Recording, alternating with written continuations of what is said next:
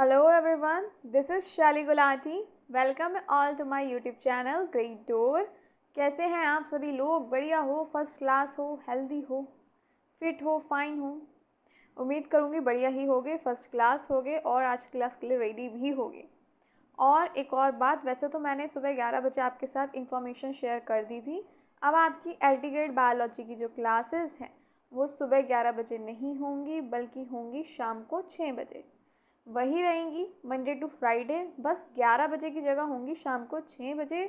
और उसके भी कुछ रीज़न्स हैं। पहले क्लास हो रही थी, अब डबल की तरह लेनी पड़ रही है। अब आप सोच रहे होंगे टाइमिंग तो आपने कल 1.5 घंटा पौने 2 घंटे लिया था, पर पता है उसकी पीपीटी बनाने में मुझे कम से कम ना 3 साढ़े 3 लग गए थे। उसके अलावा कि कोई कंटेंट मिस ना हो जाए, कंटेंट रेडी करना, देन पीपीटी बनाना, 4.5 घंटे 5 घंटे मुझे कहाँ चले गए ना इस कंटेंट के चक्कर में, पता ही नहीं चले। उसके बाद आपकी 1.5 घंटे करीबन की क्लास हो गई। तो ज़्यादा टाइम चाहिए पीपीटी के लिए, प्रिपरेशन के लिए मुझे भी, ताकि कुछ मिस ना हो जाए। नोटिफिकेशन आउट हो चुका है, पहले भी मेरा यही रहता था, बट अब डबल लेना पड़ रहा है। थोड़ा स्पीड बढ़ा ली थी मैंने ताकि जल्दी जल्दी से कवर अप हो जाए, लेकिन कंटेंट ज़्यादा ही हम कवर अप करेंगे अब हर एक क्लास में। तो जल्दी से स्टार्ट करती हूँ आज की क्लास को, और ज़्यादा से ज़्यादा इन्फॉर्मेशन शेयर करो कि अब से ग्रेड डोर पे एल्टीग्रेड बायोलॉजी की क्लासेस मंडे टू फ्राइडे शाम को 6 बजे होंगी। और एक और बात, अगर कोई क्लास स्किप हो गई है तो प्लीज़ अटेंड कर लीजिए। सारी क्लासेस अपने आप में काफ़ी इंपॉर्टेंट हैं। और प्लीज़ प्लेलिस्ट बनी हुई है, कोई क्लास स्किप हुई हो देख लीजिए। कोई कन्फ्यूज़न, डाउट, क्वेश्चन कुछ भी हो तो आप उसी टाइम कमेंट बॉक्स में पूछ सकते हैं। नए लर्नर्स हो तो बता दूँ, कोशिश मेरी यही रहती है विदिन मिनट्स आपको रिप्लाई कर पाऊँ। बाकी मैं यही कहूँगी कि प्लेलिस्ट है एल्टीग्रेड बायोलॉजी बाय शैली गुलाटी, सारी क्लासेस उसमें ऐड हैं, तो प्लीज़ क्लास अटेंड कर लीजिए। एंड न्यू लर्नर्स हो तो प्लीज़ चैनल को सब्सक्राइब कर दीजिए, ताकि क्लास नोटिफिकेशन आपके पास टाइम टू टाइम पहुँचते रहें। और स्टार्ट करी हूँ मैं आज की क्लास को, बातचीत करते रहेंगे, थोड़ा सा स्पीडली बढ़ाने की कोशिश करूँगी, और ताकि जल्दी से हमें सिलेबस क्योंकि कवर अप करना है। और तो देखो, हम कल बात कर रहे थे एयर पॉल्यूशन के बारे में। हम ऑलरेडी एयर पॉल्यूशन में काफ़ी कुछ पढ़ चुके हैं।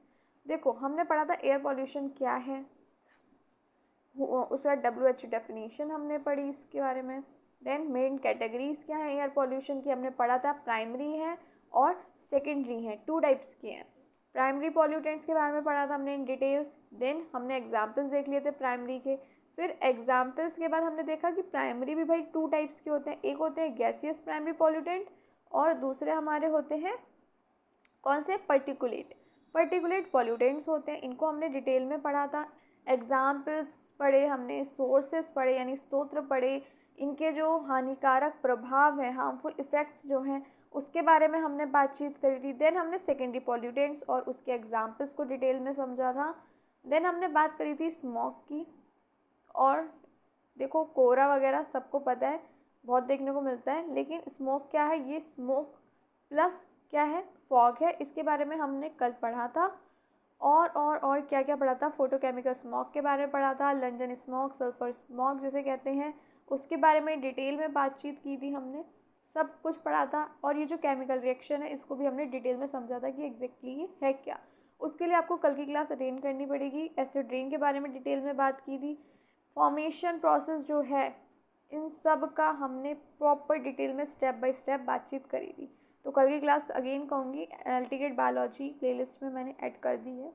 देन हमने एसिड डिपोजिशन के बारे में बात करी, वेट डिपोजिशन क्या होता है, ड्राई डिपोजिशन क्या होता है। सारे टॉपिक्स बहुत इंपॉर्टेंट है, ट्रस्ट में, कुछ मिस नहीं कर सकते। देन हमने बात करी थी हार्मफुल इफ़ेक्ट्स की। एसिड रेन के हार्मफुल इफ़ेक्ट्स क्या हैं, प्लांट्स पे, ह्यूमंस पे, इकोसिस्टम पे, बिल्डिंग्स पे, ये सारी बातचीत हमने करी थी। और आज हम पढ़ने वाले हैं रिंगलमैन मेथड। रिंगलमैन मेथड है क्या, तो रिंगलमैन मेथड जो है, ये मेथड है मापने के लिए किसको, धुएं की घनता को, है ना। स्मोक डेंसिटी जो है एयर पॉल्यूशन में, उसको मापने के लिए क्या है, ये रिंगलमैन मेथड है जिसे इस्तेमाल किया जाता है। रिंगलमैन मेथड क्या है, देखो, रिंगलमैन स्मोक चार्ट जो है, ये एक दृश्य कह सकते हैं, एक दृश्य टूल है, एक विजुअल टूल है, जिसको इस्तेमाल किया जाता है धुएं में कितनी ब्लैकनेस है, कितना कालापन है, उसको मापने के लिए। आपकी चिमनियाँ हो गई, फैक्ट्रीज़ हो गई, यानी आपके उद्योग हो गए, जो इनमें से जो धुआं निकलता है वो कितना काला है, तो उसको मापने के लिए मेज़र करने के लिए इस चार्ट का इस्तेमाल किया जाता है। द रिंगलमैन स्मोक चार्ट क्या है? एक विजुअल टूल है। इतनी बात समझ आई तो मुझे जल्दी से बताओ। एक तरीका है, ये एक दृश्य तरीका है नाम मापने का, किसे? कालेपन को, ब्लैकनेस को जो धुएं में है। कितना काला धुआं है, होता है ना, कोई हल्का ग्रेश कलर का, कोई काला, तो चिमनीज, फैक्ट्रीज से चिमनीज वगैरह होती है ना, बड़ी बड़ी सी भट्टे वगैरह होते हैं ईंटों के, वहाँ देखो कितनी बड़ी बड़ी होती हैं, तो धुआं निकल रहा है। तो ये एक तरीका है मापने का। अच्छा, किसी टॉपिक में कोई दिक्कत है तो उसी टाइम आप पूछ सकते हैं, ऐसा कुछ भी नहीं है कि नहीं पूछे। किसने डेवलप्ड किया था, किसने बनाया था? तो ये बनाया था मैक्स रिंगलमैन ने। ये एक फ्रेंच इंजीनियर थे और 1888 में इन्होंने ये विकसित किया था। ये जो तरीका है ये इन्होंने ये विकसित किया था। क्लियर है यहाँ तक या नहीं है? उन्होंने ही इस विधि को विकसित किया था, आपके मैक्स रिंगलमैन ने। How does it works? अब भाई ये वर्क कैसे करता है? तो देखो, रिंगलमैन चार्ट में ना 0 से लेके 5 तक के नंबर्स हैं और हर एक नंबर पे क्या है? एक रंग की पट्टी है, हम कह सकते हैं शेडेड कार्ड्स हैं जो रेंज बताते हैं लाइट से लेके ब्लैक तक। उससे क्या होगा? एक हर एक कलर के हिसाब से सबके आगे क्या होंगे? एक नंबर होंगे। ईच शेड कॉरस्पॉन्डिंग टू रिंगल नंबर्स। क्लियर है यहाँ तक या नहीं है? जल्दी बताओ, यहाँ तक बात समझ आई या नहीं आई? रिंगलमैन चार्ट में 0 से लेके 5 तक के शेडेड कार्ड्स होंगे, चार्ट लेवल भी कह सकते हो, यानी लाइट ग्रे से ब्लैक तक हर एक के क्या होंगे? रिंगलमैन नंबर भी होंगे। तो नंबर से भी आपको पता चल सकता है कि धुआं कितना काला है। देखते हैं, ये है आपका रिंगलमैन चार्ट। देखो, अगर बिल्कुल साफ है, ठीक है ना, धुआं है ही नहीं, तो क्या हो गया? जब धुआं ही नहीं है तो ब्लैकनेस नहीं है, कालापन नहीं है, यानी 0% क्या है? ब्लैकनेस है। अगर लाइट ग्रे कलर है किसका? धुएं का, तो यानी 20% ब्लैकनेस है। ग्रे कलर है धुएं का, तो यानी 40% ब्लैकनेस है। डार्क ग्रे कलर है अगर धुएं का, तो यानी 60% ब्लैकनेस है, धुएं की, कालापन है। बहुत ज़्यादा अगर ग्रे कलर है, डार्क ग्रे कलर है, तो क्या होगा? 80% है। और अगर ब्लैक हुआ तो ऑफकोर्स 100% ब्लैकनेस ही होगी।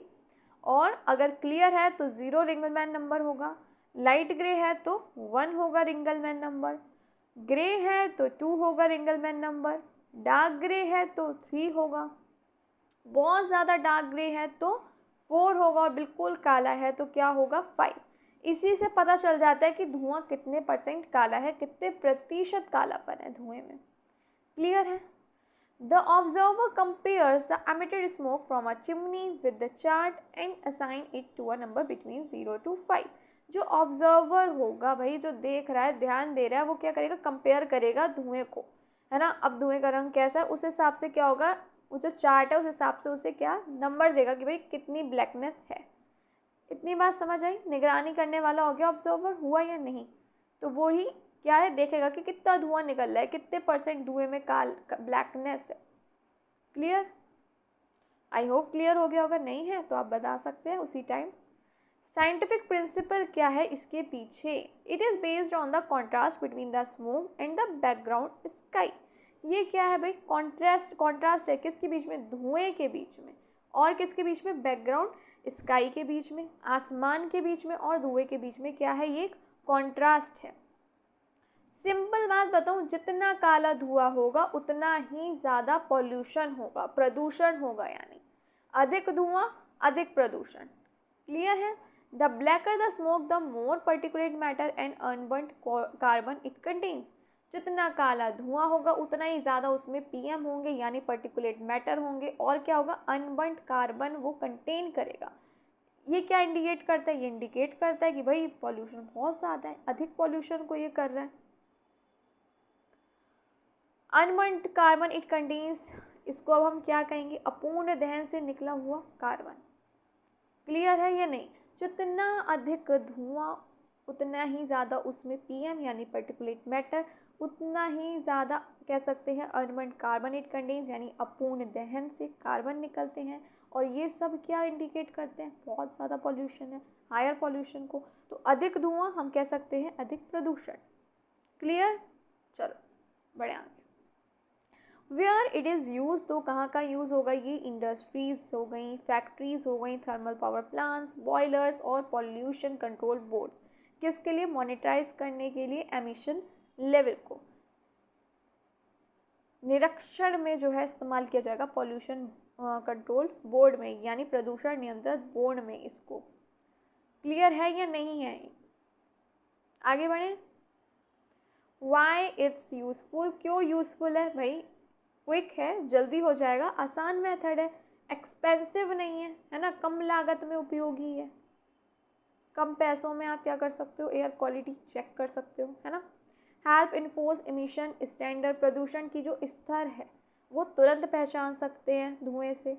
और क्या है? Used for legal and regulatory purposes in environmental protection, environmental protection में आप इसे इस्तेमाल कर सकते हो for legal and regulatory purposes. मतलब क्या हुआ? देखो कानूनी रिपोर्ट में क्या है, ये उपयोगी है ना। और कह सकते हैं पर्यावरण नियम के अनुपालन की निगरानी में इसका इस्तेमाल कर सकते हो। यूज़ फॉर, यहाँ पे लिख देती हूँ मैं और पेन ले लेती हूँ, नोट्स प्लीज़ साथ साथ बनाते चलो, अदरवाइज़ आपको प्रॉब्लम होगी। सिलेबस बहुत है, इतना टाइम नहीं है, जल्दी जल्दी पढ़ना है हमें और समझ आना चाहिए, खिचड़ी नहीं पकानी है, बट हमें कोर्स कंप्लीट करना है तो थोड़ा स्पीड बढ़ानी पड़ेगी। पर्यावरणीय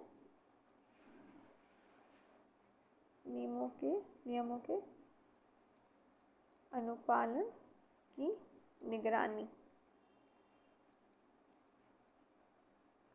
ठीक है ना। और क्या हो रहा है भैया? कानूनी रिपोर्टिंग में भी उपयोगी है या नहीं? चलो अब आगे बढ़ते हैं। और कोई दिक्कत है उसी टाइम कमेंट बॉक्स में पूछ लो, मैं कोशिश कर रही हूँ थोड़ा जल्दी जल्दी हो जाए ताकि जल्दी से सारा आज जो मैंने सोचा उतना मैं आपको पढ़ा सकूँ। लिमिटेशन क्या होंगी, इसकी कमियां क्या हैं, ये देख लेते हैं। देखो ये डिपेंड करता है ऑब्जर्वर की एक्यूरेसी पे। अब देखो हर एक बंदे की अलग अलग राय होगी, मैं कह दूं भाई डार्क ग्रे है, दूसरा बोल दे नहीं वेरी डार्क ग्रे है ये, तो सबकी अलग अलग भाई आंखों से कह सकते हो, सबका अलग अलग नज़रिया होता है, तो एक्यूरेसी पे थोड़ा सा डिपेंड करता है जो ऑब्जर्वर है उसकी, थोड़ा सा क्या टोटल उस पर डिपेंड करता है। Can be affected by sunlight, wind and background, और भाई अफेक्टेड हो सकता है सूरज की रोशनी से भी, हवा से भी और बैकग्राउंड से भी। क्लियर है यहाँ तक या नहीं है? जल्दी बताओ। अलग हो सकता है ना, सबकी राय से अलग अलग हो सकती है हर चीज़, आजकल सबकी राय कहाँ ही मिलती है ना। तो जो मौसम है वो इस पर असर डालते हैं। Clear. Next, now often replace with modern digital instrument. अब ये क्या है भाई, कह सकते हैं काफ़ी हद तक मॉडर्न डिजिटल इंस्ट्रूमेंट से ये रिप्लेस हो चुका है, बदल चुका है, लेकिन कई जगह, कई हम कह सकते हैं क्षेत्रों में अभी भी ये इस्तेमाल हो रहा है, क्षेत्रीय निगरानी में ये अभी भी इस्तेमाल हो रहा है, लेकिन काफ़ी हद तक जो मॉडर्न डिजिटल इंस्ट्रूमेंट्स हैं उनसे ये बदल चुका है, काफ़ी हद तक बदल चुका है। उपकरणों से, इंस्ट्रूमेंट मतलब हो गया उपकरण। क्लियर है? आगे बढ़ा जाए। कंट्रोल ऑफ एयर पॉल्यूशन, यानी कैसे कंट्रोल कर सकते हैं? देखो एयर पॉल्यूशन को हम कंट्रोल कर सकते हैं बाय कंट्रोलिंग पर्टिकुलेट मैटर, यानी पर्टिकुलेट मैटर को कंट्रोल करके और गैसियस पॉल्यूटेंट को कंट्रोल करके। जब पॉल्यूटेंट कंट्रोल हो जाएंगे तो एयर पॉल्यूशन भी क्या हो जाएगी? कंट्रोल हो जाएगी। होएगी या नहीं होगी? जल्दी बताओ। नियंत्रण हो सकता है ना? फिर बताओ। चलो अब जल्दी से देखते हैं एक एक करके कि कंट्रोलिंग पर्टिकुलेट मैटर में क्या क्या हो सकता है और कंट्रोलिंग गैसियस पॉल्यूटेंट्स में क्या हो सकता है।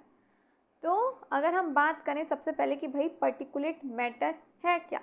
पर्टिकुलेट मैटर हम ऑलरेडी मैं आपको बता चुकी हूँ, कण प्रदूषकों का नियंत्रण की हम बात कर रहे हैं। पर्टिकुलेट का मतलब होता है कण, है ना।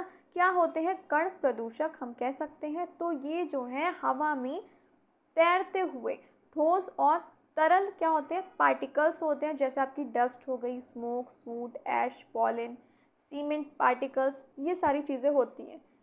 धूल, धुआं, राख हो गई, आपका परागण हो गया, सीमेंट हो गया और सूट हो गई यानी कालिक हो गई। तो हवा में मौजूद या कह सकते हैं हवा में तैरते हुए ठोस और तरल पदार्थ, या पदार्थ नहीं एक्चुअली पार्टिकल्स, कण होते हैं हवा में मौजूद, ठोस और तरल कण होते हैं, जैसे कि आपका डस्ट, स्मोक, सूट, धूल, धुआं, कालिक, राख, परागण, सीमेंट पार्टिकल्स, ये सारी चीज़ें होती हैं।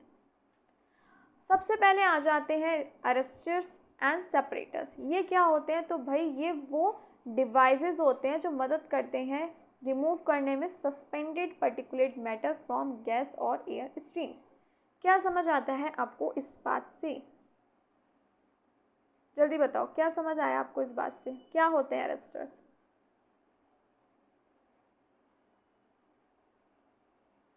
देखो, ये ऐसे डिवाइस होते हैं, यानी ये ऐसे उपकरण होते हैं जो हवा में गैस में मौजूद कण को छानने के लिए प्रयोग किए जाते हैं। वो होते हैं आपके सेपरेटर्स, और इन्हें हम अरेस्टर्स भी कह सकते हैं। एग्जाम में कुछ भी आ सकता है, तो मैंने दोनों नेम इसलिए मेंशन करे हैं। अरेस्टर्स एंड सेपरेटर्स ये वो उपकरण हैं जो हवा और गैस में मौजूद कणों को छानने के लिए प्रयोग किए जाते हैं। These are devices used to remove suspended particulate pollutants from gas or air streams. आगे बढ़े, चलिए अब इसमें भी आ जाते हैं। पहले आ जाते हैं आपके सेपरेटर्स में भी। देखो हम 3 पढ़ेंगे। फर्स्ट आ जाते हैं आपका साइक्लोनिक सेपरेटर्स। अब देखते हैं, देखो ये यूज़ करते हैं सेंट्रीफ्यूगल फोर्स का, ठीक है। ये क्या होगा, इनका वर्किंग प्रिंसिपल क्या होगा? ये इस्तेमाल करेंगे, हम करेंगे यूजेस सेंट्रीफ्यूगल फोर्स, यानी हम इसे कहते हैं केंद्राभिकीय बल। फोर्स को हम बल बोलते हैं ना, यहाँ लिख देती हूँ, केंद्राभिकीय या है बल। अब ये काम कैसे करता है, how it works, very important, जानना तो पड़ेगा। तो पॉल्यूटेड गैस जो होंगी वो एंटर करेंगी किसमें? साइक्लोन चैम्बर में टेंजेंशियली। इसका मतलब क्या हुआ? क्या हुआ इसका मतलब? एक काम करते हूँ, इसको पहले हिंदी में समझ लेते हैं, उसके बाद इंग्लिश में भी आपको एक बार रिपीट कर दूँगी। हिंदी में थोड़ा आप इजीली बेटर तरीके से समझ पाएंगे। तो सबसे पहले क्या होगा, प्रदूषित जो गैस होगी ना, उसे गोल चैम्बर में तिरछा डाला जाता है, ठीक है ना। यहाँ पे लिख देती हूँ, प्रदूषित गैस को गोल चैम्बर में, रिमेंबर गोल चैम्बर की बात हो रही है, तिरछे डाला जाता है।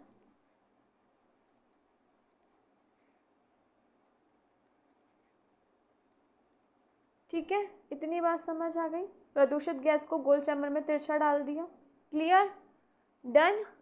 आगे बढ़े, अब क्या है? चलो अब आगे मैं पेश कर रही हूँ दूसरा पन। गैस घूमती है, गैस घूमती है। अब क्या होगा, जो भारी धूल वाले जो होंगे, यहाँ पे लिख देती हूँ, भारी धूल वाले जो कण होंगे, कण दीवार की ओर फेंके जाते हैं, दीवार की ओर फेंके जाते हैं। अब क्या होगा, जब फेंके जाते हैं देन क्या होगा, नीचे गिर जाते हैं, नीचे गिर जाते हैं।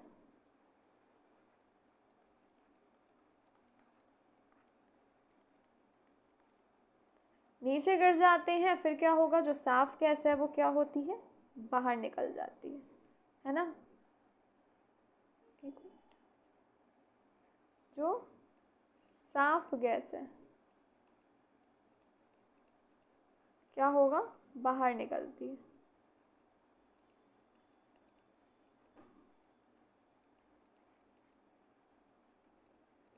क्लियर है या नहीं है? देखो यही चीज़ इंग्लिश में लिखी हुई है। क्या होगा, जो प्रदूषित गैस होगी वो एंटर करेगी किसमें, गोल चैम्बर में, तिरछी। Polluted gas enter the cyclone chamber tangentially, then क्या होगा, वो रैपिडली क्या होगी, रोटेट होगी, यानी हम कह सकते हैं क्या होगी, घूमेगी। क्लियर है यहाँ तक या नहीं? जल्दी बताओ। फिर समझ आ गया, गैस घूमती है, फिर नीचे गिर जाती है, देन जो क्लीन गैस है, साफ गैस है, वो बाहर निकल जाती है। देखो इसका साइक्लोनिक सेपरेटर्स का इस्तेमाल किया जाता है किसमें, सीमेंट प्लांट्स में, स्टील इंडस्ट्रीज़ में और फ्लोर मिल्स में। एडवांटेज क्या होंगे, सिंपल है, कोई मूविंग पार्ट यहाँ पे नहीं है, कोई चलती भाग नहीं है। लिमिटेशन क्या होगी, ये सिर्फ इफेक्टिव है किसके लिए, बड़े पार्टिकल्स के लिए, बड़े कण के लिए, लार्जर पार्टिकल्स के लिए क्या है, ये प्रभावी है। 5 माइक्रोन से ज़्यादा कह सकते हैं हम। क्लियर? चलो जी, दूसरे कौन से टाइप के सेपरेटर्स हैं, चलो देखते हैं। अब आ जाते हैं आपके ट्रेजेक्ट्री सेपरेटर्स। इनके क्या है, ये बेस्ड है इनर्शिया पे और ट्रेजेक्ट्री पे। Difference of heavy versus light particles, यानी भारी और हल्के कणों के अलग अलग रास्ते कह सकते हैं। कैसे, चलो देखते हैं कैसे काम करता है। Heavier particles follow a straight path and strike a surface while clean air turns with the flow and skips। चलो भाई इसको भी समझ लेते हैं, अदरवाइज कहीं कंफ्यूज ना हो जाए हम, है ना। भारी कण जो होंगे ना सीधा जाकर दीवार से टकराते हैं, ठीक है। ये कैसे काम करता है देख लो। जो भारी कण होंगे सीधा जाकर दीवार से टकराते हैं, उसके बाद क्या होंगे, नीचे गिर जाएंगे, है ना, टकराएंगे और उसके बाद क्या होगा, ये गिर जाते हैं। दूसरा पेन ले लेती हूँ, है ना, एक सेकेंड।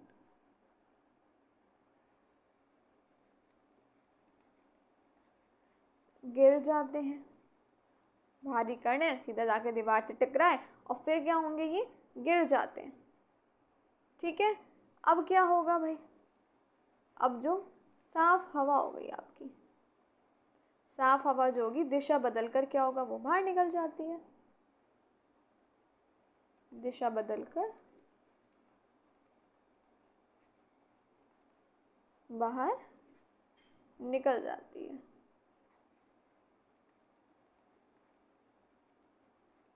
क्लियर है? भारी कण जो होंगे वो क्या होंगे, सीधा जाकर दीवार से टकराते हैं, गिर जाते हैं, और जो साफ हवा होगी वो दिशा बदल के बाहर निकल जाती है। क्लियर?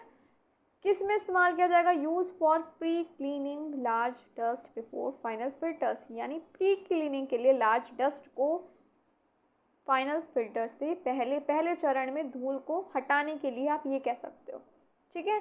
पहले चरण में धूल को हटाने के लिए इसका इस्तेमाल किया जाता है। अब देख लें भैया, हम अपने थर्ड हैं हमारे इलेक्ट्रोस्टैटिक प्रेसिपिटेटर। ये क्या है, ये वर्क करते हैं किस पे, इलेक्ट्रोस्टैटिक अट्रैक्शन पे। हम कह सकते हैं इसको, क्या कह सकते हैं हिंदी में, जल्दी से देखते हैं, एक सेकेंड। हम कहेंगे स्थैतिक विद्युत, ठीक है। अब भाई ये कैसे काम करता है, gas passes through a chamber with high voltage electrodes. Gas को पास कराया जाएगा किससे, चैम्बर से, वो भी हाई वोल्टेज इलेक्ट्रोड्स के साथ। समझ आया नहीं आया, यानी गैस जो होगी वो हाई वोल्टेज से गुजरती है। अब जो पार्टिकल्स होंगे वो क्या होंगे, वो हो जाएंगे चार्ज, अट्रैक्ट हो जाएंगे अपोजिटिवली चार्ज प्लेट से। क्लियर है? इतनी बात समझ आई या नहीं आई, जल्दी बताओ पहले। इतनी बात समझ आई? गैस जो होगी हाई वोल्टेज से निकलेगी, ठीक है। कण जो होंगे, पार्टिकल्स होंगे, वो हो जाएंगे चार्ज, विपरीत चार्ज से चिपक जाते हैं, यानी अट्रैक्टेड टू अपोजिटिवली चार्ज प्लेट्स, फिर चिपक जाते हैं, देन डिपॉजिटेड होंगे और समय पर क्या होंगे, समय समय पर ये रिमूव किए जाएंगे, यानी समय समय पर ये हटाए जाएंगे। कितने रिमूव्स, किसकी बात हो रही है भाई, up to 99% of fine particles, even 1 micron से भी कम। क्लियर है या नहीं है? इस्तेमाल कहाँ किया जाता है इसका इस्तेमाल किया जाएगा पावर प्लांट्स में, केमिकल इंडस्ट्रीज़ में और स्मेल्टर्स में। कण हटाने की क्षमता 99% तक बहुत छोटे कण होगी। क्लियर है? Power plants, chemical industries, smelters, कण हटाने की क्षमता 99% कह सकते हैं तक कण से छोटे कण तक होगी, हटा देंगे ये। क्लियर हो गया? कण हटाने की क्षमता 99% तक छोटे कण, यहाँ तक कि 1 माइक्रोन से भी। देन आ जाते हैं आपके स्क्रबर्स। भाई ये स्क्रबर्स क्या होते हैं? पहले हमने बात करी थी किसकी? एरेस्टर्स और सेपरेटर्स की, फिर हमने साइक्लोनिक और वो सारी चीज़ें पढ़ी, इलेक्ट्रोस्टैटिक और सब। अब आ जाते हैं आपके स्क्रबर्स। अब भाई स्क्रबर क्या है? इनको इस्तेमाल किया जाता है रिमूव करने के लिए पर्टिकुलेट मैटर और गैसेस को। किसकी हेल्प से? लिक्विड स्प्रे की हेल्प से, यूजुअली पानी की, यानी पानी की बौछार से कण को, गैस को क्या है, हटाते हैं। कैसे काम करता है? Dirty gas is spread with water, जो गंदी गैस है, प्रदूषित गैस है, उस पर स्प्रे किया गया पानी का। अब जो डस्ट होगी वो वाटर ड्रॉपलेट्स पे, पानी की बूंदों में चिपक जाती है, ठीक है ना? क्लियर हुआ या नहीं? धूल पानी की बूंदों में क्या होगी? चिपकती है। जो भारी ड्रॉप्स होंगी वो नीचे गिर जाएंगी और जो साफ गैस होगी वो बाहर निकल जाएगी। क्लियर है? भारी गैस नीचे गिर जाती है और साफ गैस बाहर निकल जाती है। इसका एडवांटेज क्या होगा? ये सॉलिड और गैस दोनों को ही रिमूव करता है, दोनों को ही हटाता है। टाइप्स क्या हो रही है बात इसमें? स्प्रे टॉवर और वेंचुरी स्क्रबर की हो रही है। ये इस्तेमाल कहाँ किया जाएगा? फर्टिलाइजर यूनिट्स में, इंसिनरेटर्स में और मेटलर्जी प्लांट्स में। क्लियर हो गया? फर्टिलाइजर फैक्ट्री हो गई, धातु उद्योग हो गए, यानी फर्टिलाइजर यूनिट्स, इंसिनरेटर्स हो गए और मेटलर्जी प्लांट्स हो गए आपके। Then control of gaseous pollutant. अब भाई गैसियस पॉल्यूटेंट का कैसे किया जाए? अभी तो पर्टिकुलेट की बात हो रही थी, अब गैसियस की बात आ रही है। तो गैसियस प्रदूषक को कैसे नियंत्रित किया जाए, कैसे कंट्रोल किया जाए? तो देखो गैसियस पॉल्यूटेंट्स में आपके ये सारे आ जाएंगे। आपका SO2 है, CO हो गया, हाइड्रोकार्बन हो गया, NO हो गया, NOx। तो ये सब किस में आ जाएंगे? आपके आ जाएंगे गैसियस पॉल्यूटेंट्स में। यहाँ तक बात समझ आई या नहीं आई? ये सारे गैसियस प्रदूषक में क्या होंगे? शामिल होंगे। तो नियंत्रण कैसे किया जाए गैसियस का? Let's see. सबसे पहले आ जाता है इसमें हमारा कंबशन, थर्मल ऑक्सीडेशन, दहन विधि कह सकते हो आप इसको। कंबशन को आप कह सकते हो यहाँ पे दहन विधि। देखो पॉल्यूटेंट्स को क्या किया जाता है? प्रदूषक गैस को बर्न किया जाता है हाई टेम्परेचर पे, ताकि कन्वर्ट हो सके हार्मफुल गैस लेस टॉक्सिक मन में, यानी कम हानिकारक में। क्लियर है? फॉर एग्जाम्पल आपका हो गया हाइड्रोकार्बन, ये क्या है? एक हार्मफुल गैस ही है। देन CO2 H2O हो गई, उसमें क्या किया? कन्वर्ट किया गया। देन इसे इस्तेमाल किया जाता है किसमें? पेट्रोकेमिकल इंडस्ट्रीज़ में, पेंट फैक्ट्रीज़ में। लिमिटेशन अगर हम बात करें भाई सीमा की, तो भाई इसमें फ्यूल कॉस्ट होगी वो बहुत ज़्यादा होगी, हाई फ्यूल कॉस्ट होगी। देखो ना पॉल्यूटेंट गैसेस जो हैं आपकी, प्रदूषक गैसेस को कितने ज़्यादा हाई टेम्परेचर पे 700 टू 1300 डिग्री सेल्सियस पे जलाया जा रहा है, ताकि हार्मफुल गैसेस को बदला जा सके कम हानिकारक में। क्लियर? चलो देन आ जाता है आपका सेकंड एब्जॉर्प्शन। एब्जॉर्प्शन क्या है? तो पॉल्यूटेंट गैसेस को are absorbed into a liquid, यानी पानी में घोल दिया जाता है, आप ये कह सकते हैं। यहाँ तक समझ आई बात या नहीं आई? किसी द्रव में घोला जाता है। सॉल्वेंट में क्या होता है? हम कह सकते हैं सॉल्वेंट की बात हो रही है, उसमें घोला जाता है। किसे घोला जा रहा है? ये देखो दहन विधि हो गई। आप यहाँ लिख देती हूँ, दहन विधि तो एक्चुअली वो थी, अवशोषण हो गया, सॉरी, अवशोषण। गैसों को किसी द्रव में घोला जाता है, किसी लिक्विड में घोला जाता है, पॉल्यूटेड गैसेस को। For example SO2 absorbed in alkaline solution to form gypsum. H2O को जो है क्या किया जाएगा? कैल्शियम हाइड्रोक्साइड में क्या किया जाएगा? घोलते हैं, फिर उससे क्या बनता है? उससे बनता है आपका जिप्सम। क्लियर है या नहीं है? SO2 को आपका कैल्शियम हाइड्रोक्साइड में घोला जाएगा। ये इस्तेमाल होगा केमिकल प्लांट्स में। एडवांटेज क्या होंगे? इफेक्टिव है ये किसके लिए? सॉल्युबल गैसेस के लिए, केवल घुलनशील गैसों के लिए क्या है ये? असरदार है। क्लियर है? आगे बढ़े। देन आ जाता है आपका थर्ड वन इज एड्जॉर्प्शन। पहले था एब्जॉर्प्शन, ये है आपका adsorption. Gases exit to the surface of a soil absorbing due to van der Waals force. Gas क्या होंगी? यहाँ लिख देती हूँ, गैस किसी ठोस सतह पर चिपक जाती है। गैस किसी, गैसें जो होंगी किसी ठोस की सतह पर, है ना, ठोस की सतह पर क्या होंगी, चिपक जाती है, ठोस की सतह से चिपक जाती है। किस वजह से, वैन वाल्स फोर्सेस के कारण, वैन वाल्स बल के कारण, फोर्स को हम बल कहते हैं। क्लियर है या नहीं है? मुख्य एब्जॉर्बेंट क्या होंगे, एक्टिवेटेड चारकोल हो गया, सिलिका जेल हो गया, एल्यूमिनिया हो गया, ये सब हो गए कॉमन एब्जॉर्बेंट्स।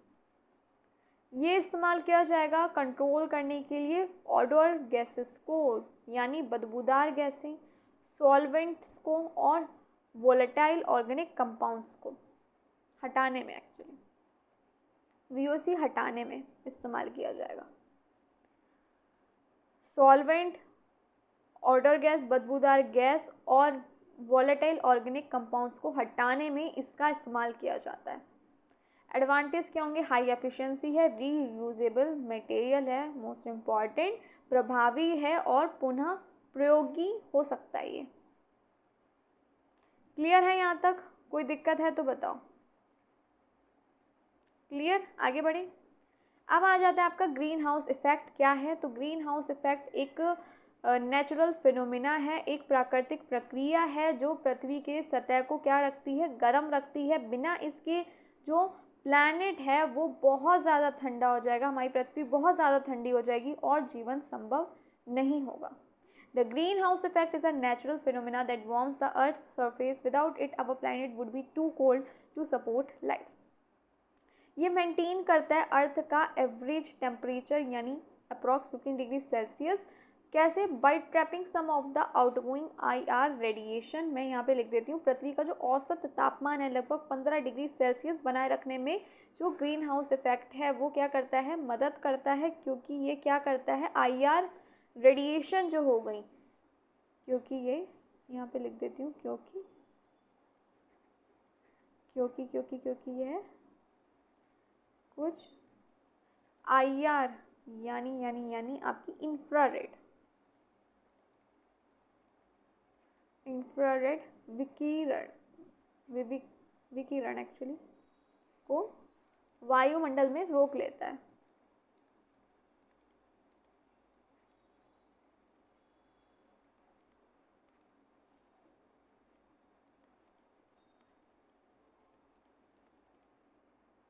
क्लियर?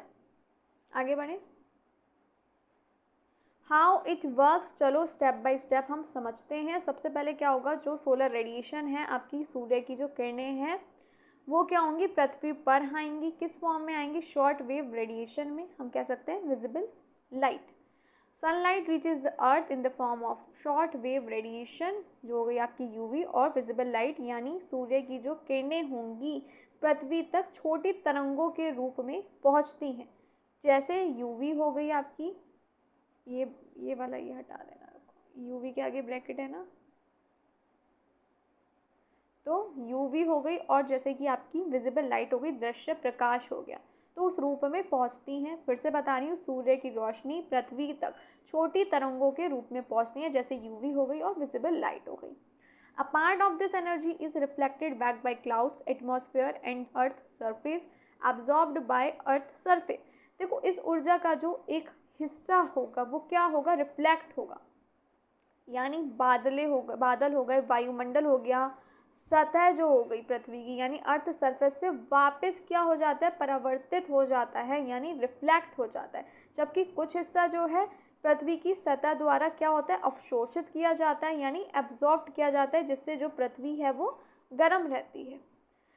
देन क्या होता है, the earth then re emits the absorbed heat in the form of long wave infrared radiation. जो अर्थ होगी वो क्या कर देगी, अब गर्म हुई जो ये कह सकते हैं, ये जो गर्म हुई पृथ्वी है, इस ऊर्जा को क्या करेगी, लंबी तरंगों के रूप में वापस भेज देती है, यानी लॉन्ग वेव इंफ्रारेड रेडिएशन जो हो गई उसके फॉर्म में जो पृथ्वी है वापस भेज देती है इस ऊर्जा को। Certain gases in the atmosphere called green house gases. In gases जो हैं ये एटमॉस्फेयर में मौजूद कुछ विशेष गैसें हैं जिन्हें हम कहते हैं ग्रीन हाउस गैसेस।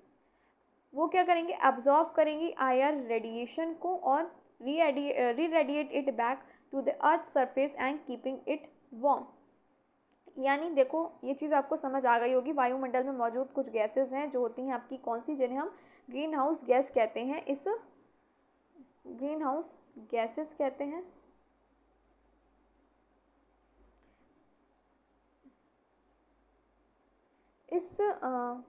एक मिनट, इस आईआर विकिरण यानी आपका ये वही हो गया इंफ्रारेड रेडिएशन यानी विकिरण को, इस आईआर विकिरण को सोख लेती हैं, ये सोख लेती हैं और फिर से पृथ्वी की ओर ये भेजती हैं, फिर से पृथ्वी की ओर भेजती है। नोट कर लीजिए जल्दी से।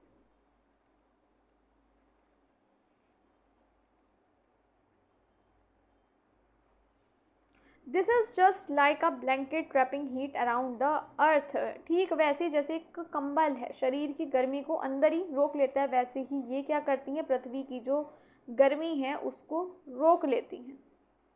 ये गैसें हम कह सकते हैं, वैसे ही ये जो गैस है पृथ्वी की गर्मी को रोक लेती है। तो हमने बोला this is just like a blanket trapping heat around the earth. आगे बढ़ा जाए, ये कुछ इंपॉर्टेंट ग्रीन हाउस गैसेज हो गई आपकी, carbon dioxide, methane, nitrous oxide, chlorofluorocarbon, water weapon, ये सब हो गई। सोर्स क्या होंगे, तो भाई कार्बन डाइऑक्साइड के सोर्स क्या होंगे, फॉसिल फ्यूल्स हो गया, आपका जीवाश्म हो गया, ईंधन हो गया, वनों की कटाई हो गई, कैटल, पेडिफीड्स, लैंडफिल, पशु, घन के खेत, कचरा, ये सब किसके हो गए भाई, मीथेन के सोर्स हो गए। और N2O यानी नाइट्रोस ऑक्साइड के फर्टिलाइज़र उर्वरक हो गए, वाहन हो गए, व्हीकल सोर्स हो गए यानी स्रोत, क्लोरोफ्लोरोकार्बन के सोर्स हो गए आपका रेफ्रिजरेटर, फ्रिज वगैरह होते हैं जो, AC हो गए, और वाटर वेपर का हो गया आपका वाष्पीकरण यानी एवापोरेशन सोर्स हो गया। इफेक्टिवनेस का मतलब हो गया प्रभाव, है ना, इफेक्टिवनेस का मतलब हो गया कि इसके प्रभाव क्या हैं। तो चलो देख लेते हैं। तो सबसे पहले अगर मैं बात करूं कार्बन डाइऑक्साइड की, मेन कंट्रीब्यूटर यहाँ पे लिख देती हूँ, मुख्य योगदानकर्ता कह सकते हो आप,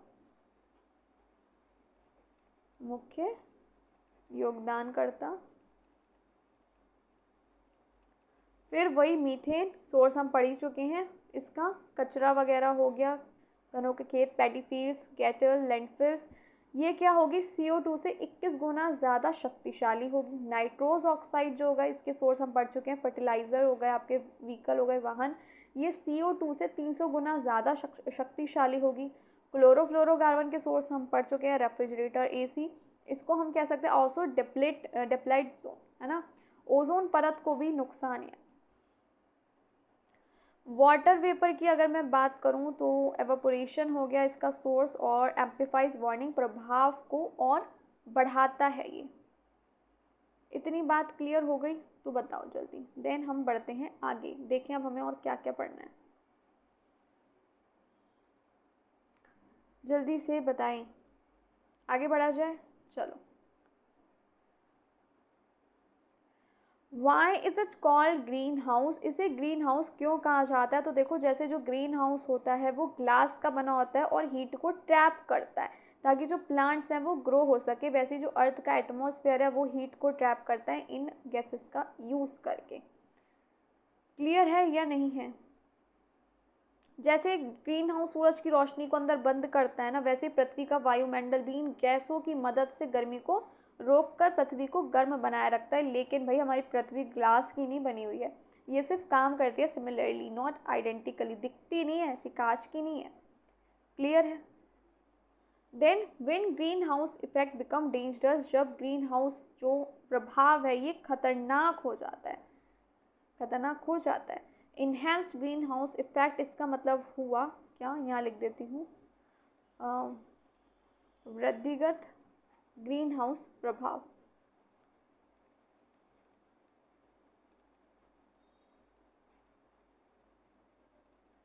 देखो कुछ ह्यूमन एक्टिविटीज़ की वजह से क्या होता है, जो CHG लेवल है वो इंक्रीज़ होता है रैपिडली, यानी तेज़ी से होगा। मानव गतिविधियाँ हो गई, जैसे आपका पॉल्यूशन, प्रदूषण, गाड़ियों का यूज़ कर रहे हैं और प्लास्टिक का हो रहा है, डिफॉरेस्टेशन हो रहा है, कोल और ऑयल का जलना, इससे क्या है, पॉल्यूशन बढ़ रहा है ह्यूमन की वजह से, ह्यूमन की गतिविधियों की वजह से, एक्टिविटीज़ की वजह से क्या हो रहा है, जीवाश्म ईंधन का जलना हो गया, तो क्या हो रहा है, डिफॉरेस्टेशन हो गया, इन सब से पॉल्यूशन बढ़ रहा है ना। ह्यूमन एक्टिविटीज़ के कारण क्या हो रहा है, CHG लेवल जो है वो इंक्रीज हो रहा है रैपिडली। जितनी ज़्यादा हीट और ज़्यादा ट्रैप्ड हो रही है, उतनी ही ज़्यादा क्या हो रही है, ग्लोबल वार्मिंग जो है वो बढ़ रही है। यानी CHG लेवल इंक्रीज का मतलब हो गया ग्रीन हाउस, अच्छा CHG क्यों लिख दिया मैंने यहाँ पे, वो तो अलग, ये G है ना, green house gases, sorry green house gases, CHG बोल रही हूँ मैं भी, ग्रीन हाउस गैसेस, मैं वही सोचूं कि मैं कहाँ क्लोरो फ्लोरो सब मिक्स कर रही हूँ, तो क्लोरो फ्लोरो की बात नहीं हो रही, यहाँ ग्रीन हाउस गैसेस की बात हो रही है।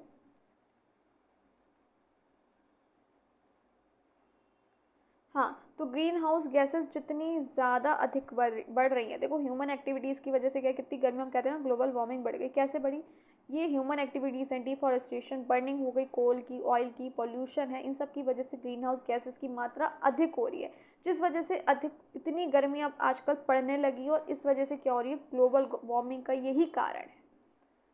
जो ये ग्लोबल वार्मिंग हो रही है उसका कारण ही यही है, ह्यूमन एक्टिविटीज़, मानव गतिविधियाँ जो हैं बढ़े जा रही हैं, जिस वजह से ग्रीन हाउस गैसेस बन रही हैं, ज़्यादा हीट हो रही है, ज़्यादा गर्मी ट्रैप्ड हो रही है, और ग्लोबल वार्मिंग का कारण यही बनती है। इफ़ेक्ट्स क्या होंगे ग्रीन हाउस गैसेस के, effects of enhanced green house effect, यानी वृद्धिगत ग्रीन हाउस इफ़ेक्ट के दुष्ट परिणाम, तो ग्लोबल वार्मिंग हो गया आपका, है ना, पृथ्वी का औसत तापमान बढ़ना, मेल्टिंग ग्लेशियर्स, ग्लेशियर पिघलना, सी लेवल राइज होना, समुद्री का जल स्तर बढ़ना, एक्सट्रीम वेदर होना, हीट वेव्स हो रही हैं समुद्र का नहीं, और फ्लड हो गया, बाढ़ हो गई, सूखा हो गया, गर्मी की लहरें, और लॉस ऑफ बायोडाइवर्सिटी, जैव विविधता में कमी, क्रॉप फेलियर्स, कह सकते हैं ना, वो खेती बाड़ी में दिक्कत हो रही है, फसल उत्पादक पर असर पड़ रहा है इस चीज़ का, डिसीज़, बीमारियां फैल रही हैं इतने गर्म क्लाइमेट की वजह से, गर्म क्षेत्रों में स्पेशली, है ना, तो क्या हो रहा है, बीमारियां बढ़ रही हैं, बीमारियां बढ़ना स्पेशली इन वार्मर क्लाइमेट में, है ना, खासकर गर्म क्षेत्र में हम कह सकते हैं। एक्सपेरिमेंट्स एंड ऑब्जर्वेशन, तो चलो जल्दी से ये भी देख लेते हैं हैंड टू हैंड। तो सवांते अरहेनियस 1896, इन्होंने पहली बार एक्सप्लेन किया था CO2 का रोल किसमें, वार्मिंग में, इन्होंने पहली बार बताया था CO2 के तापमान पर प्रभाव को, सबसे पहले इन्होंने ही बताया था। Then Keeling curve measure rising CO2 level from Mauna Loa observatory since 1958, जो एक कीलिंग कर्व हो गया, कीलिंग वक्र हम कहेंगे इसको, यहाँ लिख देती हूँ कीलिंग वक्र, कीलिंग वक्र क्या है भाई, 1958 में माउना लोआ से CO2 मापन शुरू किया। IPCC रिपोर्ट क्या, ये एक रिपोर्ट है जो प्रोवाइड करती है डाटा किस पे, क्लाइमेट चेंज पे, जलवायु परिवर्तन हो गया, ग्रीन हाउस गैसेस जो हो गई, वैज्ञानिक क्या करते हैं, हम कहते हैं वैज्ञानिक आंकड़ा प्रदान करती हैं IPCC। क्लियर है, चलो जी आगे बढ़ा जाए। कंट्रोल मेजर्स क्या हैं, यूज़ कर सकते हैं हम रिन्यूएबल एनर्जी, उसका इस्तेमाल करें, जैसे आपकी सोलर और विंड एनर्जी हो गई, है ना, तो उसका इस्तेमाल करें आप, कह सकते हैं सौर और पवन जैसे नवीनकृत ऊर्जा का प्रयोग करें, रिफॉरेस्टेशन करें, एफॉरेस्टेशन करें, वृक्षारोपण और वनों की रक्षा करें, डिफॉरेस्टेशन नहीं करें, रिड्यूस व्हीकल एमिशन को क्या करें, रिड्यूस करें, यानी वाहनों से निकलने वाला जो उत्सर्जन है उसको कम करें, अडॉप्ट इको फ्रेंडली एग्रीकल्चर को अडॉप्ट करें, अपनाएं सतत कृषि को, इंटरनेशनल एग्रीमेंट्स जो हैं जैसे क्योटो प्रोटोकॉल हो गया, पेरिस एग्रीमेंट समझौते जैसे अंतर्राष्ट्रीय समझौते जो हैं उसको क्या करें, हम कह सकते हैं उसका पालन करें। ये एग्रीमेंट्स क्या हैं, ऑलरेडी हम पोल्यूशन जो हमने क्लास ली थी तो हमने उसमें डिस्कस किया था इन डिटेल, बहुत ज़्यादा डिटेल में बातचीत कर चुके हैं, तभी कह रही हूँ हर एक क्लास ले लो, सब क्लासेस अपने आप में इम्पॉर्टेंट हैं और ले लो, कुछ भी आ सकता है। देन हम बात करते हैं ओजोन डिप्लीशन की, ज़रूरी है, ओजोन क्षय कहेंगे हम इसको।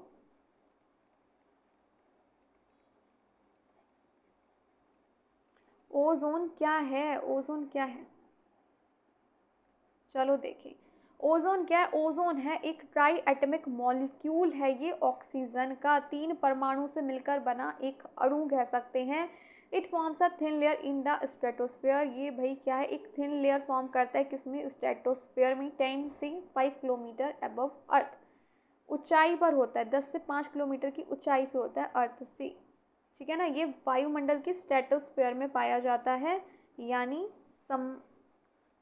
समताप मंडल में पाया जाता है, जो पृथ्वी से लगभग 10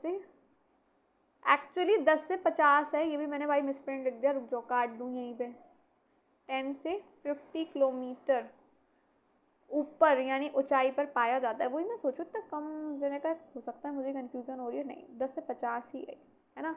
इस लेयर को हम ओजोन लेयर कहते हैं और ओजोनोस्फीयर भी इसको हम कहते हैं, ओजोन परत भी कहेंगे, और क्या कहलाती है, ओजोनोस्फीयर भी कहलाती है। ये एब्जॉर्व करती है हार्मफुल अल्ट्रावायलेट रेडिएशन को जो सन से आ रही हैं, और जो पृथ्वी पे जो लाइफ है उसको करती है प्रोटेक्ट, जीवन को।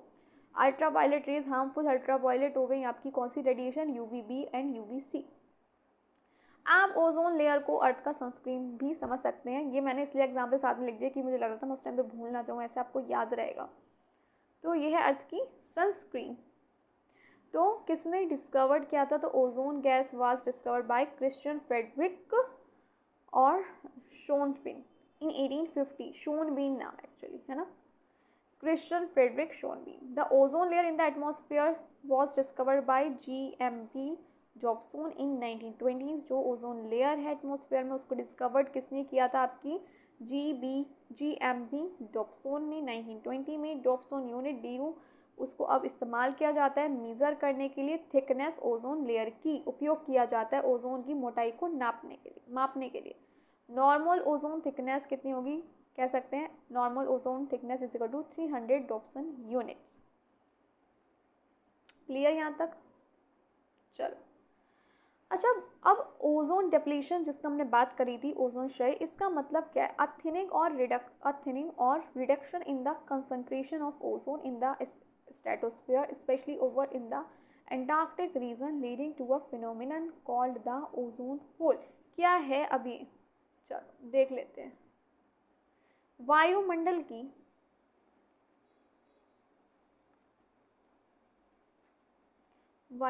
की समताप मंडल में ओजोन की मात्रा में कमी या पतलापन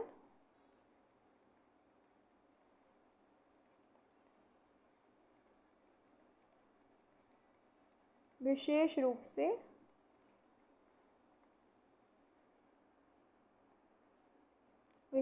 से अंटार्कटिका के ऊपर, जिससे ओजोन होल बोला जाता है, जिससे क्या बोला जाता है, ओजोन होल बनता है, एक्चुअली बोला नहीं लिखूंगी, बनता है। तो ओजोन क्षय का क्या मतलब है, वायुमंडल में समताप मंडल में ओजोन की मात्रा में कमी या पतलापन, विशेष रूप से कहाँ, अंटार्कटिका के ऊपर, जिससे क्या होता है, ओजोन होल बनता है। यहाँ मैंने मेंशन भी कर रखा है ना। थिनिंग और रिडक्शन किस में, concentration of ozone in the atmosphere, यानी वायुमंडल के समापत मंडल में ओजोन की मात्रा में कमी या पतलापन, स्पेशली कहाँ, अंटार्कटिक रीजन के ऊपर। इससे क्या बनता है, इससे बनता है आपका ओजोन होल। क्लियर, चलो आगे बढ़ा जाए।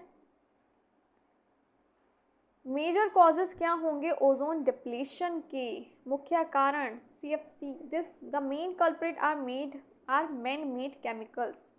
मेन कल्प्रिट कौन है भाई, बताओ मुख्य कारण क्या हुए, वो मैन मेड केमिकल्स ही हुए, जैसा हो गया आपका क्लोरोफ्लोरोकार्बन, हेलोन्स, कार्बन टेट्राक्लोराइड और मिथाइल ब्रोमाइड्स। ये क्या है, मेन कल्प्रिट्स है, कारण है ये मैन मेड केमिकल्स जो हैं। These gases are use in, gases को कहाँ यूज़ किया जाता है, एसीज में, रेफ्रिजरेटर्स हो गए, फायर एक्सटिंग्विशर में, एरोसल स्प्रे में, इन सब में इन गैसेस का इस्तेमाल किया जाता है, प्रयोग किया जाता है। देन मैकेनिज्म क्या होंगे, ओजोन क्षय की प्रक्रिया कह सकते हैं, ओजोन डिप्लीशन मैकेनिज्म।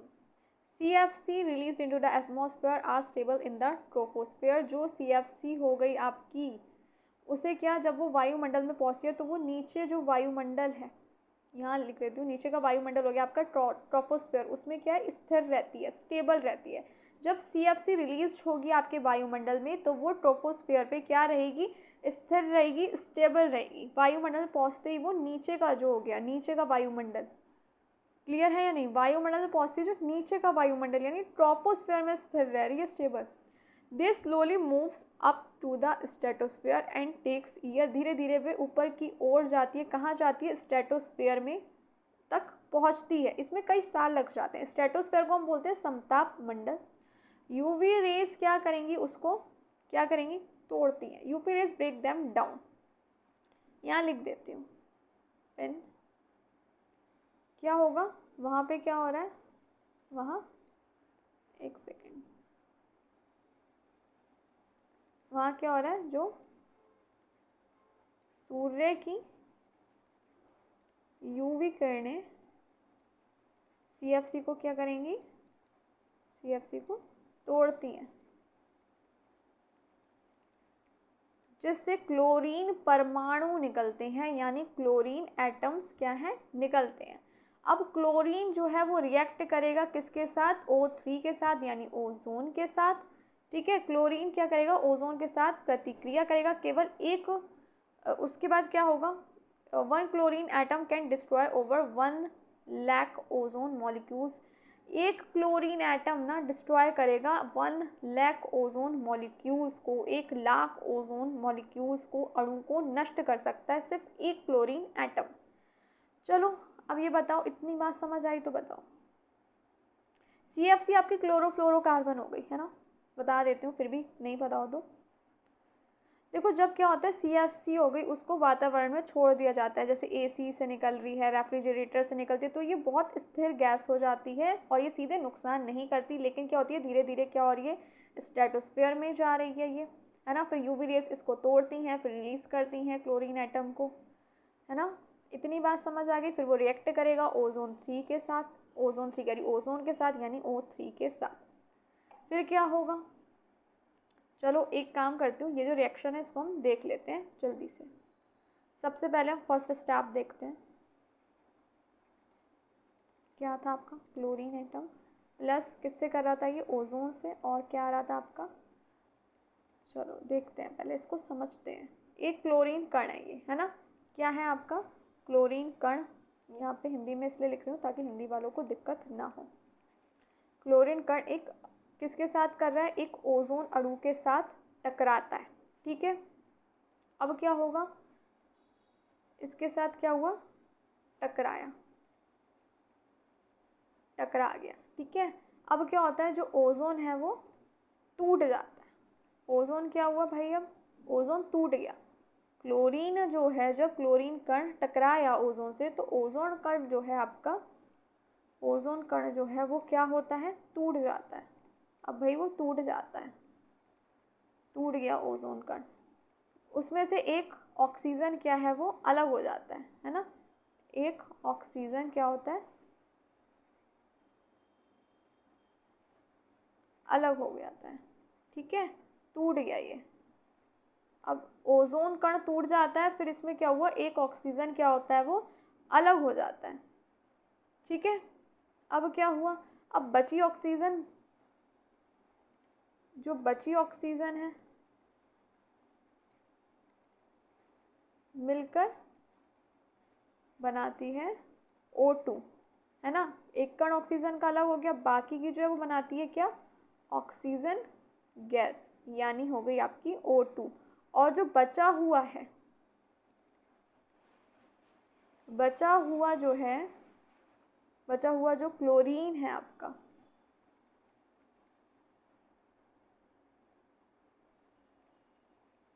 क्लोरीन अब क्या बनाता है, अब बनाता है क्लोरीन ऑक्साइड, यानी ये, इसे हम कहेंगे क्लोरीन ऑक्साइड। क्लियर है? इतनी बात समझ आ गई। स्टेप 2 देखें अब। स्टेप 2 क्या था?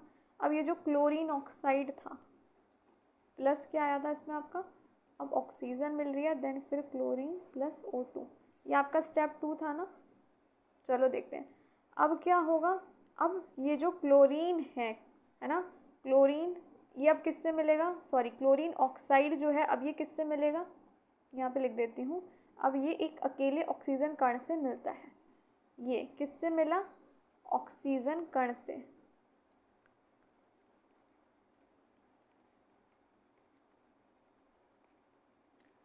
फिर से एक ऑक्सीजन गैस बनती है ना, फिर से एक ऑक्सीजन गैस बनती है, इससे ये मिल गया और क्या बन गई, फिर से एक ऑक्सीजन गैस बनती है, फिर से ऑक्सीजन गैस बनती है। ठीक है, अब क्या होगा, अब जो क्लोरीन कण होगा,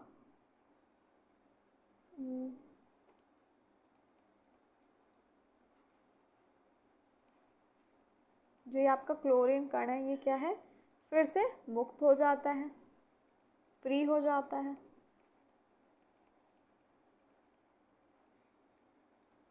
यानी ये वापस रेडी है ना। अब ये क्या है, लिख देती हूँ, यानी ये वापस रेडी है।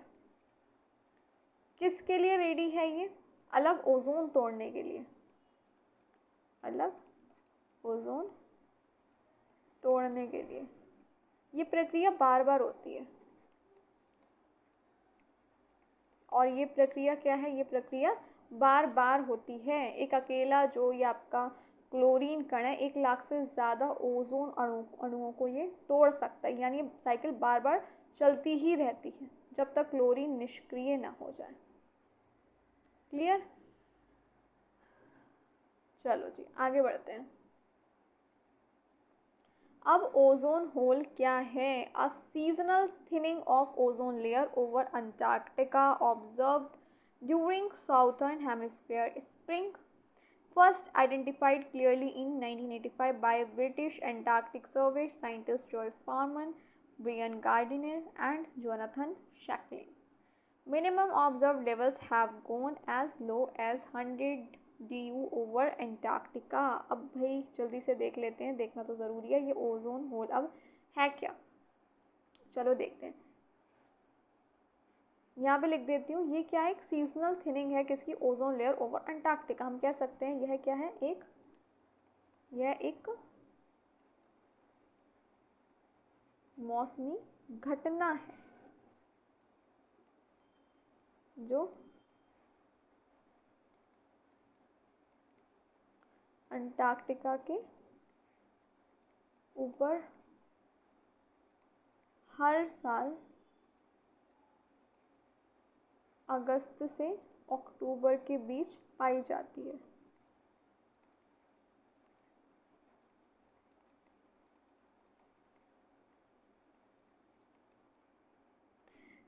क्लियर है या नहीं? इसका मतलब क्या हुआ, ओजोन होल क्या है, ये एक मौसमी घटना है जो अंटार्कटिक के ऊपर हर साल अगस्त से अक्टूबर के बीच पाई जाती है। इसको हम कह सकते हैं, इसे 1985 में ब्रिटिश साइंटिस्ट ने जो है खोजा। क्लियर है यहाँ तक या नहीं है?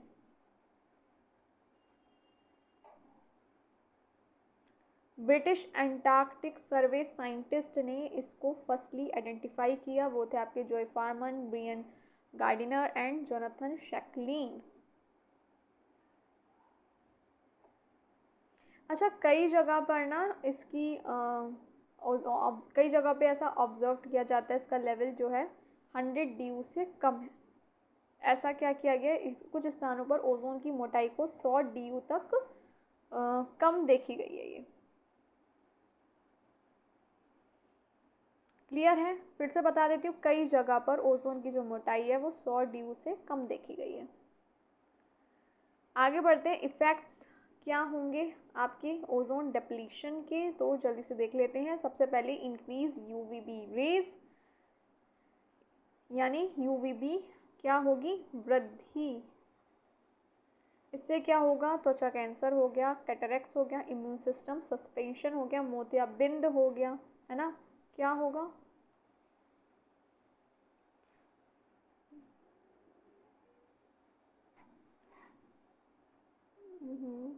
ऐसे करके लिख देती हूँ, है ना।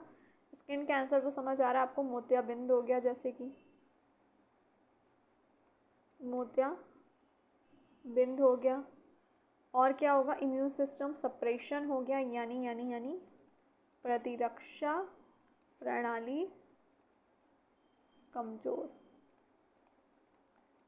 डैमेज टू प्लांट्स, यानी पौधों को नुकसान होगा। रिड्यूस करेगा क्रॉप यील्ड को और फोटोसिंथेसिस यूज को, यानी फसलें कम होंगी और प्रकाश संश्लेषण प्रभावित होगा।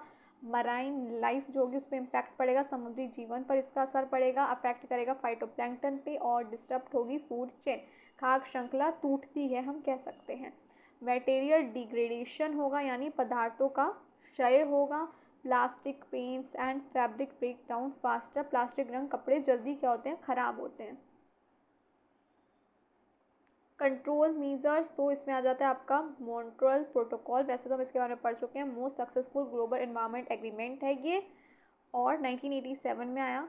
Signed up 197 countries two phase out ozone depleting substance, हम कह सकते हैं 197 देशों ने इस पर हस्ताक्षर किए। और आपका ODS शॉर्ट में भी आ सकता है, ओजोन डिप्लीशन सब्सटेंसेस हम कह सकते हैं।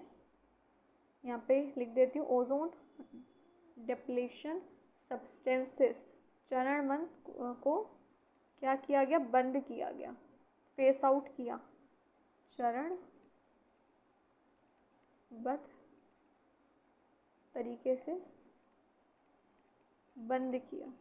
और 197 कंट्रीज ने इस पर हस्ताक्षर किए, साइन किए। It leads to the ban on CNC halons and similar chemicals, प्रतिबंध लगाया, बैन किया गया इन सारी केमिकल्स पे, हालोन्स पे, CFC हो गई आपकी chlorofluorocarbon. And had been gradual recovery of the ozone layer, इसके कारण ओजोन परत की रिकवरी क्या हुई, शुरू हुई। Recovery of ozone layer is showing sign of recovery due to global cooperation, expected to return pre-1980 levels by 2050 to 2070 if current efforts continue। देखो, वैज्ञानिकों के अनुसार अगर इन सब चीज़ों का पालन किया गया तो वापस जो ओजोन लेयर है, ओजोन परत है, ये वापस इसमें क्या होगी, रिकवरी होगी, सामान्य स्तर तक पहुंच सकती है अगर इन सब नियमों का पालन किया गया। जो बैन की गई हैं उन्हें बैन ही रखे रहे। क्लियर है या नहीं? तो वैज्ञानिकों के अनुसार यदि यही प्रयास जारी रहे तो क्या होगा, 2050 टू 2070 हम कह सकते हैं तक ओजोन लेयर जो उसकी परत है वो वापस क्या होगी, सामान्य स्तर तक पहुंच सकती है। चलिए जी, आज की क्लास अब ख़त्म होती है। अच्छी लगी हो class, then please like share and subscribe. मिलती हूँ आपसे नेक्स्ट क्लास में, वही मंडे टू फ्राइडे बट शाम को 6 बजे। तो कल शाम को 6 बजे मिलते हैं, तब तक के लिए रिवीजन करते रहो। कोई क्लास स्किप हो गई हो तो प्लीज़ अटेंड कर लेना। सब क्लासेस अपने आप में इंपॉर्टेंट है एंड ज़्यादा से ज़्यादा शेयर करिए ताकि ज़्यादा से ज़्यादा स्टूडेंट क्लासेस का बेनिफिट ले सकें। मिलती हूँ फिर आपसे कल नेक्स्ट क्लास में, तब तक के लिए bye bye, take care of yourself and your family. Thank you for watching.